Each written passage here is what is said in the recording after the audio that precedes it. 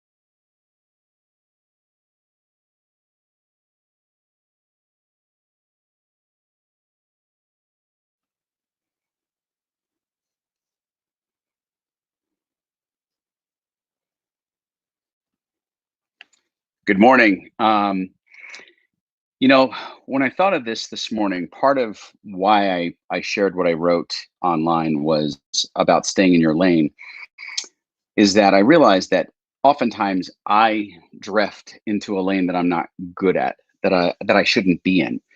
For example, whenever I sit down with my business partner, Brandon, and I start talking about new ideas, and then I start to lean into how we're going to get it done, implementation, right?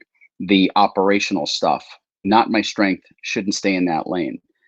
And I wonder in your business how many times you drift into the wrong lane because it's really dangerous to get into a lane that you shouldn't be in.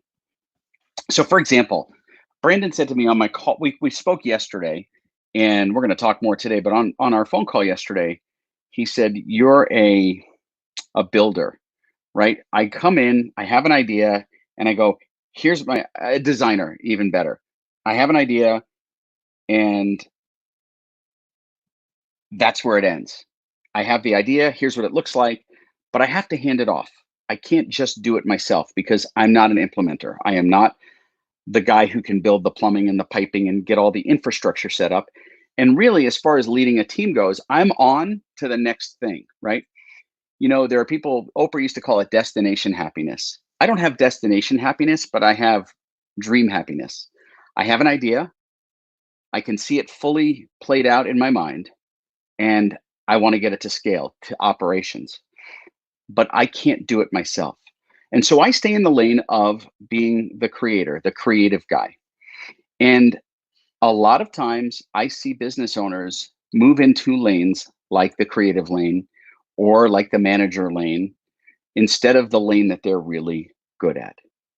So, my question to you this morning is, what lane are you in? And are you staying in the right lane for your business? Are you staying in the lane that you belong in? Um, if you want to join the conversation, if you have questions, if you want to talk about what that looks like in your business, I would love to have you join me right now. You can do it really easily. If you want to talk about challenges and operations in your business, we can talk about that too. All you've got to do is jump on the live stream, and you can do that by commenting below, or you can click the link that I've shared and you can join the conversation that way. And so I make it really easy for you to do this. By the way, I am in a different location today. If you haven't noticed, there's a different look behind me, not in the office. I'm in an offsite, very strategic day for me. It's a day for me to think, to process, because in a creative space, I need to get out of the chaos, out of the clutter, out of the distraction of technology. So for me, when I need to do that, I go away. I have to go into, I call it a cave, and I'll leave the office, I'll leave technology. Oftentimes I'll find myself in back before this whole pandemic thing started, I would go to this hotel that I like, and I would sit in the corner of the lobby by myself, and the management team knows me there. And I cave all day, and I shut things off, and I think, and I create, and I design. And that for me is the way I function. It's the way I develop new ideas. It's the way I develop new things for the business. But that's my version of it. But once I generate those new ideas, once I think about this. Yesterday, I talked about I'm going to show you how I implement something new in the business for constant and never ending innovation, right? I talked about 3 days ago, constant and never ending innovation. The night after that, somebody messaged me and says, show me an example. What do you mean by that? And yesterday I said, okay, we're going to do this, and I'm going to show you what it's like. And that is, we're going to add custom product photography to the mix of services that we now can provide for people. And I'm going to document the process. But here's the thing, I'm not building the process, right? I'm the creative. So I'm going to start off by doing the work. I'm going to start off by figuring out what it takes to get it all done. I've got the skills as the photographer. I've got the skills and the credentials and the history, but I don't know how to systemize that. I don't know how to turn that into something that we can lather, rinse, repeat, right? As a factory. But that's what Brandon is for, right? Megan is for helping us work on the team stuff. So putting the right people in the right lane and staying in that lane allows you to go way faster than if you start to drift. And so I'm going to do the initial stuff for this new service that we're going to add. But once I've done it, and once we've started doing it, I'm going to hand it off. And we're going to create a system, and we're going to create a process that allows people to take over and allows us to scale that. But what's super cool about this is that I'm going to bring you guys into that from the beginning. Yesterday was day one. And over the next several weeks, you're going to watch that process unfold. You're going to watch it develop. You're going to watch us implement it. And you're going to see whether it's successful or fails. By the way, if it fails, I'm not hurt. If it fails, it's a learning experience. And I go, what did I do wrong? What can I do different? And so I'm going to continue to stay in the lane of being the idea generator, the creator, and let everybody else help build the systems and processes and manage the team. Makes sense. Okay. Questions? Now's the time to drop them in.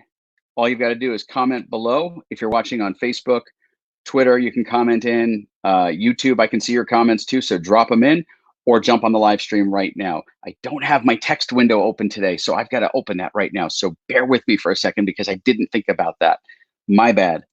And so I'm going to do that right now. So in case you have text questions, 480-712-4177, 480-712-4177. Now I've got the text window open so I can see if you're texting at the same time.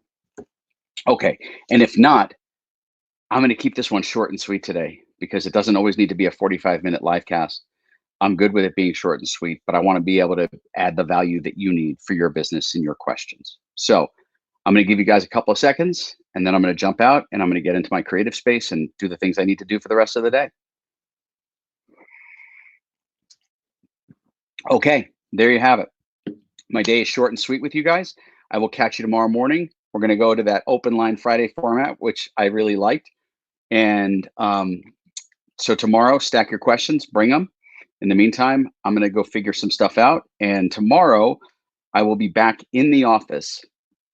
And I'm going to show you as we're starting to set up for this new product photography set. And then talk about how I research and gain ideas for the things that I want to do for the clients that we're going to serve. And then how we implement that. So do we ever get in the wrong lane accidentally? So let me read this question. This is a text. Do you ever get in the wrong lane accidentally? How do you find out you're there? That's a great question. Yes. I get in the wrong lane all the time. And then I have people on my team who push me back into the right lane. I'm notorious for seeing the whole thing in my head and then saying to the team, here's how we can do it. And I will engineer some whack job process or way of doing it because my brain doesn't think the way that process people do. And so my way is way more complex. If you ever heard of the term a Rube Goldberg, I will Rube Goldberg the shit out of things. So how do I know? I have people who will keep me in check and who will say, hey, stay out of your lane, stay out of that lane. This is my lane. And we can really be blunt with each other that way. And it happens pretty regularly. So that's how I know I'm stepping into a lane that I'm not good at. Another way that if you don't have that infrastructure, if you don't have that support, another way you can really know that you're stepping into the wrong lane. When you're in your lane, it's effortless. When you're in your lane, you could do it forever, for hours and hours and hours, and just get lost in what you're doing. When you're out of your lane and you're stepping into a lane that's not really your strength, what you'll find is that everything slows down. You're really losing momentum, and it's taking you twice as long to get things done. It is not a healthy place to be. And you'll notice that. So you start to recognize, wait a second, this isn't my space. Why I'm struggling to do this, right? If I had to do a custom spreadsheet that had tables in it and visuals, that not my strength at all. Could I figure it out? Absolutely. Could I Google it? Yes. Is that a great use of my time? No. And so I don't do that. And instead, I rely on my team. Is your team ever afraid to tell you anything like that? I would hope not. And the answer right now is no. And I hope to keep it that way. We have we have open dialogue in my organization. We practice something called radical candor. If an idea sucks, it sucks. You know, people say there's no such thing as a bad idea. That's bullshit. There are bad ideas. And I have bad ideas. I don't have great ideas all the time. I have good ideas, but then I also have some real eggs. And so we believe in radical candor, and we say, hey, this doesn't work for me. And I don't like this idea. And here's why. Now, we don't beat people up over it, but we do definitely communicate. And it's just like when our meetings run long and, you know, it's someone's beating something to death. We say, okay, come on, it's time to land the plane. It's just, you know, you're doing this, you're just taking too long to get to the point. What's the point? And people do that. I'm glad we're making you laugh. That's my job. It's my number one goal. So really that's it. People are not afraid. I think I have a very open line of communication with our team, with our writers. Uh, Brandon and I certainly give each other enough shit on a day-to-day basis, and I think that's very healthy because you're not holding things and building animosity and pissed off at people because things didn't go the way you thought, but you never communicated. I think that's a much healthier relationship. So I hope that answers your question. Um, all right, guys. Like I said, short and sweet, 12 minutes in and out, like the burger place. Everything's drive through these days, so you have to go fast. I will catch you tomorrow morning. Look forward to it. If you have questions for me for tomorrow, drop them ahead. You can always leave them on this for Friday and let me know. Look forward to chatting with you then. Have an amazing day. Time for me to go dark. See ya.